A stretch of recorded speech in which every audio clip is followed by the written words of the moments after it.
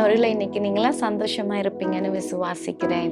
විශ්වාසතුළ ප්‍රේමවත්වන වල ප්‍රීතිය සිටිනවා කියලා මම විශ්වාස இந்த කරනවා. நாளில் கர்த்தர் ஒரு வார்த்தையை சொல்லுகிறார். මේ දවසේ උන්වහන්සේ වචනයක් කියනවා. கொலோசியர் 2வது அதிகாரம் 7வது வசனத்தின் முதல் பகுதி, කොලොස්සේ දෙවෙනි පරිච්ඡේදයේ 8 වෙනි වචනයේ நீங்கள் போதிக்கப்பட்டபடியே விசுவாசத்தில் உறுதிப்பட்டு அப்படின்னு சொல்லப்படுகிறது.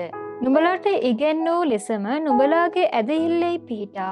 இப்ப பாருங்க, நம்மளுக்கு என்ன கர்த்தர் போதித்திருக்கிறாரோ, දෙවියන් වහන්සේ මොනවාද අපිට උගන්වලා இந்த තිබෙන්නේ? வேதம் என்ன எங்களுக்கு போதித்திருக்கிறதோ මේ වචනේ අපිට කුමක්ද උගන්වලා තිබෙන්නේ? அதுல நாங்கள் விசுவாசத்துல உறுதியா இருக்க வேண்டும் என்று வசனம் சொல்லுகிறது. එතකොට අවිල අපි ඇදහිල්ලේ ස්ථීරව සිටින්න ඕනි කියලා වචනේ කියනවා. அப்ப இன்னைக்கு நம்ம வாழ்க்கையில நாங்கள் விசுவாசத்துல உறுதி உள்ளவர்களாய் இருக்க வேண்டும். එතකොට අපි අපේ ජීවිතයේ ඇදහිල්ල තුළ ස්ථීරව සිටින අය ලෙස සිටිය යුතුයි. எங்களுக்கு போதித்த காரியத்தை நாங்கள் நல்லா விசுவாசிக்க வேண்டும். අපිට ඉගැන්වූ ඒ කාර්ය නැවල අපි විශ්වාස කළ கர்த்தர் යුතුයි. எங்களுக்கு பேசுறாரு இல்லையா, அந்த காரியத்துல விசுவாசமா உறுதியாய் பற்றி கொள்ள வேண்டும். උන්වහන්සේ අපිට කතා කරන ඒ කාර්ය නැවල අපි විශ්වාස කරගත යුතුයි. எங்களுக்கு வர ஆலோசனைகள், අපිට එන උපදේශ, போதகங்களா எல்லாமா இருக்கலாம். ඒ ඉගෙනීම් මේ සියල්ල எல்லாத்துலயும் நாங்கள் விசுவாசிச்சு என்ன செய்யணும், அது உறுதியாய் பற்றி கொள்ள வேண்டும். ඒ සියල්ල අපි විශ්වාස කළා ඒ දේ අපේ ජීවිතයට ගන්න அந்த ඕනේ. விசுவாசத்துல தளர்வு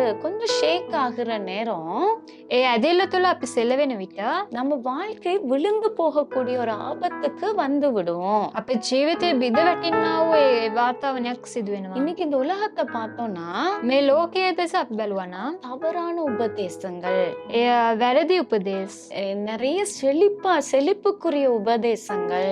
ඒ වැටෙන්නා වූ ඒ උපදේශ, அப்ப எங்க வாழ்க்கையில அப்படிப்பட்ட உபதேசங்கள் எல்லாம் இன்னைக்கு நிறைந்து இருக்கிறது.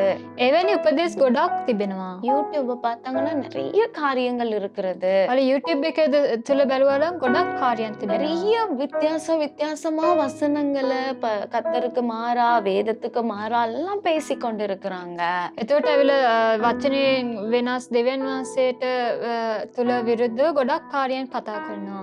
அப்ப நம்ம வாழ்க்கையில அப்ப நாங்க அந்த போதித்த காரியங்களை விசுவாசித்து உறுதி கொண்டால்தான் ඒ ඉගැන්වූ ඒ කාර්යයන් ඇවිල අපි විශ්වාස කරලා ඒක අපේ ජීවිතයට ගත්තොත්, அப்ப அதுல நாங்கள் ஸ்ட்ராங்கா இருந்தோம் அப்படின்னா අපේ කාර්ය තුළ ශක්තිමත්ව සිටියා නම්, நம்மள எதுவுமே எங்களை சேதப்படுத்தாது, அசைக்காது. එතකොට අපිට ඇවිල කාවත් ඇවිල අපි ඔසවන්න බෑ. இன்னைக்கு நாங்க அதுல நம்ம கொஞ்சம் ஷேக்கா தளர்வு ஏற்பட்டுச்சு அப்படின்னா, එතකොට ඒකෙන් අපිට සෙලවීමක් ඇති වුණා නම්, அப்போ நம்ம பிசாசு நம்மள டக்குன்னு தட்டிட்டுருவான். එතකොට යක්ෂයාල ඉක්මනට අපිව තට්ටු කළා. நாங்கள் வஞ்சிக்கப்பட்டு போயிடுவோம், අපි ඇවිල ඒ වංචාව තුළට අපි ඇතුල් වෙනවා. ஏமாற்றப்பட்டு போய்விடுவோம். අපි ඇවිල රැවටිලා යනවා. அப்ப நாங்க அதனால தான் இந்த இடத்துல வசனம் சொல்லுது, ඒක තමයි මේ ස්ථානයේ වචනේ කියන්නේ. நீங்க என்ன செய்யுங்க, நீங்க கர்த்தர் போதித்த காரியங்களை விசுவாசமா அதுல உறுதியா இருந்துருங்க. උන්වහන්සේ ඉගෙනූ කාර්යයන් තුළ ඇදහිල්ලෙන් සිටින්න நல்ல කියලා. வைராக்கியமாய் நாங்கள் அதுல இருந்து விட வேண்டும். අපි ඇවිල්ලා ඒ කාර්යය තුළ ශක්තිමත්ව සිටිය යුතුයි. அப்ப எங்களை எதுவுமே அணுகாது. එතකොට අපිට කිසිවක්ම ලං වෙන්නේ නැහැ. எதிரிகள் சாத்தான் எங்களை தாக்கவே முடியாது. විරුද්ධ කාර්යයන් යක්ෂයාට ඇවිල්ලා අපිට කිසිම හානියක් කරන්න බෑ. யாரும் உங்களை குழப்பி பேசணும்னு வந்தாலும் நீங்க ஸ்ட்ராங்கா இருந்துட்டீங்கன்னா உங்களை யாருமே தொட முடியாது. කවුරු ඔයාලව ඇවිල්ලා වෙනස් කරලා කතා කරන්න ඕනේ කියලා සිතුවත් ඔයාලා ශක්තිමත්ව සිටින්න පුළුවන්. இன்னைக்கு அதனால அந்த காரியத்துக்கு கர்த்தருக்கு ஒப்பு கொடுங்க. ඒ කාර්ය උදෙසා ඔයාලා කැප කරන්න. அந்த விசுவாசத்துல நான் உறுதியா இருக்கணும், ඒ ඇදහිල්ල තුළ මම ස්ථීරව සිටින්න நான் ඕනේ. தளர்ந்துடக்கூடாது මම සෙලවෙන්න ඕන නෑ. என்று சொல்லி ஒப்பு கொடுங்க. ඔයාලා කැප කරන්න. கர்த்தர் உங்களை நடத்துவாரு. උන්වහන්සේ ඔයාලා මඟ இன்னைக்கு පෙන්වනවා. சில நேரம் அப்படி தளர்ந்து போய், சில நேரம் வஞ்சிக்கப்பட்டு ஏமாந்தப்பட்டு சோர்ந்து போய் இருக்கலாம்.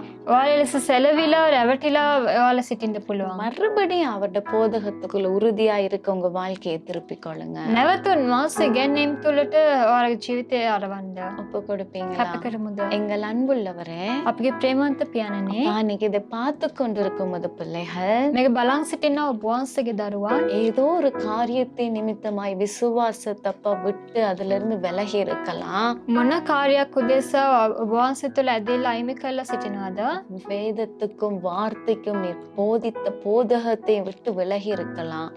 වචනයටත් ඔබ වහන්සේ ඉගැන්වූ ඒ කාර්යයන් තුළිනුත් ඈත් වෙලා සිටිනවද? இன்னைக்கு ஒவ்வொருவரையும் நீர் மாற்றும் ஐயா. මේ දවසේ සියලුම දෙනා ඔබ වහන්සේ වෙනස් කරන්න. மறுபடி மறுபடி அந்த விசுவாசத்துல உறுதி கொள்ள வைராக்கியம் பாராட்ட ஒவ்வொருவருக்கும் நீங்க கிருபை பாராட்டுங்க.